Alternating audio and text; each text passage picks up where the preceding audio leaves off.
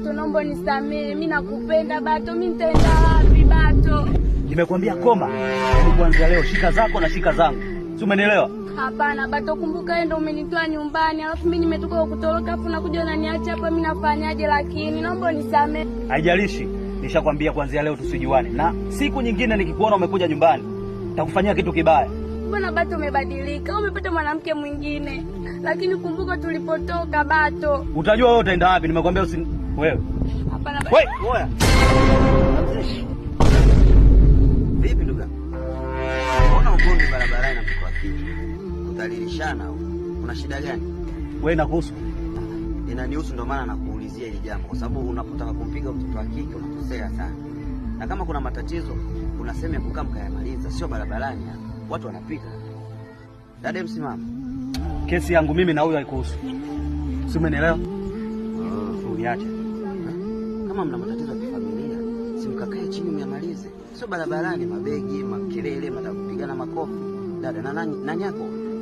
Ni mpenzi wangu kakaangu. Mtu na mpenzi wake. Unashinda kukaa chini mkayamaliza. Au ndo umemchoka kaka? Bro, sikia. Kesi yangu mimi nitaimaliza mwenyewe. Wewe pita na zako. Si umenielewa vizuri? Hizo dalili za tamaa. Mtoto wa watu hajashushwa tu, kadhaliwa. Hapo unapotaka kumwacha hapa kama tengara nyanya unakosea. Kama umemchoka mtoto mrudishe nyumbani kwao. Wazazi wanafahamu unaishi naye. Unapotaka kumwacha hapa, nani wa kumstiri? Sasa hawa sio wa kuwatetea. Hawa wanaita dharau. Watoto wa kike unajua bro. Oya. Kama unaona mimi na faidi, mchukue wewe nenda naye basi mchukue. Matusi haya. Huyu ni wa kwako. Yaani umekaa naye sio chini ya miezi 6 na kuendelea, mimi sijui. Kiserikali tayari huyu ni mkeo. Tumia akili ndugu yangu. Unachokiona cha nini kuna mwingine anaweza kukatalia. Mtoto mzuri kama unamtelekeza hapa. Umekuwa kokola choro. Hivi wewe mfano si ni wewe ndo unafanya kitendo kama hicho. Familia yako kasikia, watajisikiaje? Wakati unaenda kumchukua kulazimishwa, mwili ndo unakusukuma.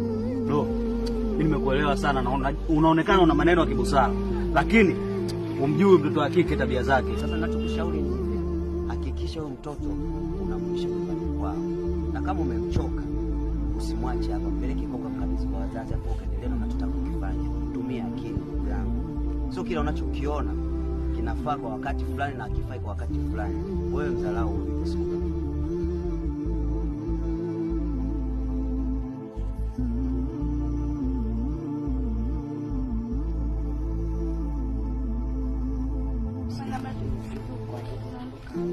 Nishukuru sana ule bro. Bila hivyo leo ulikuwa unaondoka.